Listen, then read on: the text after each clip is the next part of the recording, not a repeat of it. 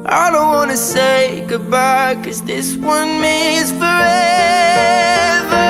Now you're in the stars, and 6 feet never felt so far. Here I am alone between the heavens and the embers. Oh, it hurts so hard. Assalamualaikum warahmatullahi wabarakatuh dan selamat sejahtera. Pengenalan bagi falsafah kemanusiaan bagi tajuk COVID dan implikasi terhadap kesihatan sosial dan masyarakat. Falsafah merupakan satu perkataan yang membawa kepada pelbagai maksud mengikut individu yang mendalaminya. Falsafah dalam bahasa Melayu membawa maksud cinta kepada hikmah. Falsafah dalam istilah Yunani adalah dikenali sebagai philo dan sophia.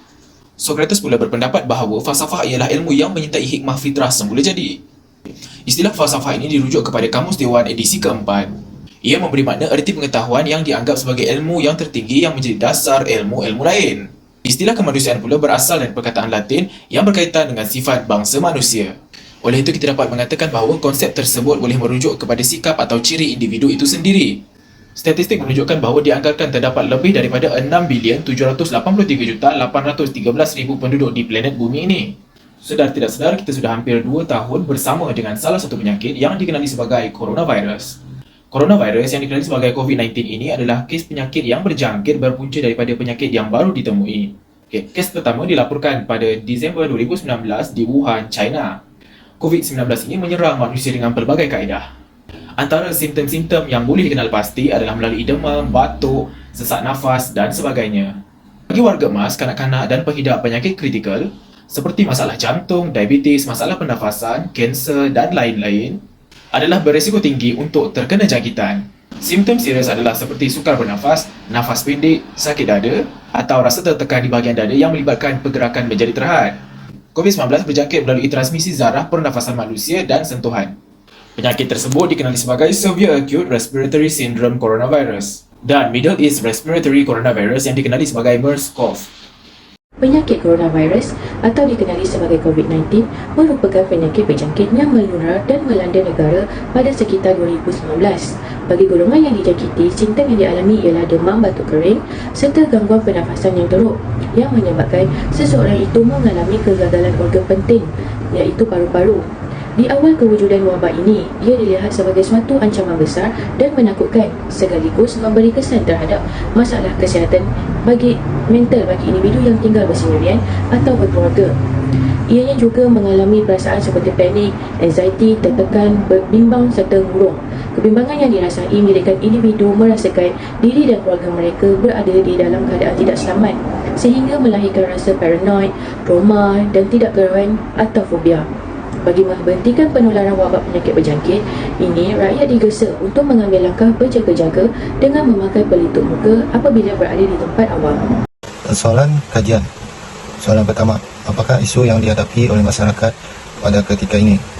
Soalan kedua, apakah objektif yang hendak dicapai sewaktu berdepan masalah COVID-19?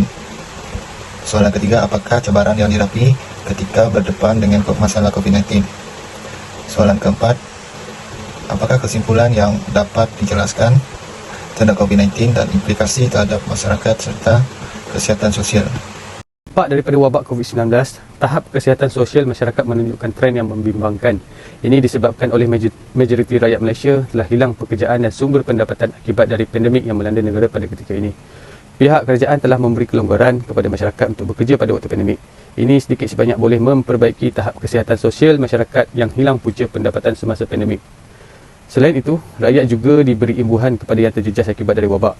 Isu kemurungan disebabkan hilang pekerjaan dan pergerakan yang terbatas oleh masyarakat juga telah memberi impak yang sangat besar kepada ekonomi negara. Inisiatif kerajaan dan majikan untuk membantu masyarakat antaranya adalah bekerja dari rumah dan waktu kerja yang lebih fleksibel. Ini boleh menyelamatkan rakyat yang terjejas pendapatan untuk terus bekerja walaupun dalam fasa perintah kawalan pergerakan. Pihak Kementerian Kesihatan Malaysia telah berjaya memainkan peranan yang penting untuk meyakinkan masyarakat tentang ubatan dan vaksin yang telah diberikan oleh rakyat. Oleh itu, objektif pihak Kementerian Kesihatan Malaysia telah berjaya dicapai dan mutu prestasi sistem perubatan negara lebih efektif dan lebih dipercayai. Objektif yang hendak dicapai adalah untuk mendidik masyarakat untuk menjaga kesihatan diri dan keluarga. Antara langkah perdana yang dibuat oleh pihak kerajaan di atas nasihat pengarah KKM adalah dengan melaksanakan PKP. Berikutan itu, Penjarakan sosial juga turut dibuat dengan penjarakan 1 meter bagi individu mengelakkan sentuhan atau terkena jangkitan. Implikasi COVID-19 terhadap kesihatan dan sosial masyarakat antaranya adalah pekerjaan dan perniagaan, pendidikan, kesihatan, keselamatan, kebajikan dan keagamaan. Bagi sektor pekerjaan dan perniagaan, golongan terkesan adalah majikan, pekerja kerajaan dan swasta, peniaga, petani dan nelayan.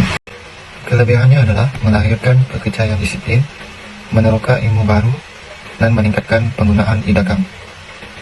Kelemahan pula, hilang pekerjaan dan sumber pendapatan, permintaan dan jualan berkurang daripada pemborong dan peniaga, gangguan semasa bekerja. Untuk pendidikan pula, golongan yang terkesan adalah murid sekolah, pelajar IPT, guru dan pensyarah. Kelebihannya adalah sisi pembelajaran di rumah, merapatkan hubungan pelajaran dengan ibu, bapa, meningkatkan kemahiran mengajar secara online. Untuk kelemahan pula, makan rujukan yang terhad, kurang komunikasi, akses internet terhad, binaan sisi persekolahan dan ujian. Untuk sektor kesihatan pula, golongan yang terkesan adalah penduduk bekerja, warga emas. Antara kelebihannya adalah rehat yang mencukupi, makanan yang sehat mengurangkan penularan virus COVID-19. Kelemahan adalah tekanan mental dan emosi, obesiti sekiranya daya pemakanan tidak dijaga, makanan dan ubatan terhad. Sektor keselamatan pula, golongan yang terkesan adalah semua penduduk. Kelebihan kadar jenayah kurang, kadar kemenangan jalan raya pun berkurang. Kelemahannya adalah peningkatan skema penderaan dan keganasan rumah tangga, dan rakyat Malaysia terkandas di luar negara. Bagi sektor kebajikan, golongan yang terkesan adalah semua penduduk. Kelebihannya bantuan tunai secara one-off dan berkala, bantuan makanan, bantuan sewa rumah. Kelemahan adalah bantuan lama sampai ke kawasan pendalaman. Untuk sektor keagamaan, golongan yang terkesan penduduk mengikut agama. Kelebihan beribadah bersama keluarga, kelemahan tempat ibadah tidak digunakan. Kesimpulannya, pandemik COVID-19 adalah bencana kesihatan awam. Ia memerlukan kaedah perbendungan yang belum pernah terjadi sebelumnya, termasuk Perintah Kawalan Pergerakan PKP. Walau bagaimanapun, kaedah ini tidak mendedahkan bahawa PKP untuk pandemik COVID-19 secara negatif menimbulkan kemurungan di kalangan rakyat Malaysia. Sejauh mana seluruh dunia terus menghadapi ancaman COVID-19 dengan risiko berikutnya. Walaupun COVID-19 adalah pandemik global, ungkapan wabak mungkin berbeza dari satu negara ke negara yang lain. Ini mungkin berkaitan dengan genetik virus, ciri-ciri penduduk yang terdedah, tingkah laku penduduk dan tindak balas negara terhadap krisis. Malaysia sebagai negara membangun dengan sumber terhad menghadapi cabaran yang semakin meningkat dalam menangani krisis. Walau bagaimanapun, dengan kerjasama yang baik antara agensi kerajaan dan orang ramai, sesebuah negara tersebut berjaya mengatasi 2 gelombang pertama wabak itu. Era kini, media dan sumber pemahaman pengetahuan sentiasa berkembang. Pada masa ini, pembangunan sumber media statik dalam bentuk buku digunakan dalam bentuk dinamik dan maya, di mana dapat memberikan lebih banyak daya tarikan untuk masyarakat, juga memberikan kemudahan pemahaman. Tambahan pula, masyarakat lebih mudah untuk menangkap apakah kandungan mesej atau bahan pengetahuan yang akan disampaikan, terutama yang berkaitan dengan COVID-19. Secara ringkas, pendidikan adalah penyumbang besar bagi membantu mereka berkembang menjadi lebih banyak individu dapat menyesuaikan diri dan memberi manfaat kepada persekitaran dalam pengendalian COVID-19, sekurang-kurangnya dengan mendidik tingkah laku masyarakat pada alam sekitar.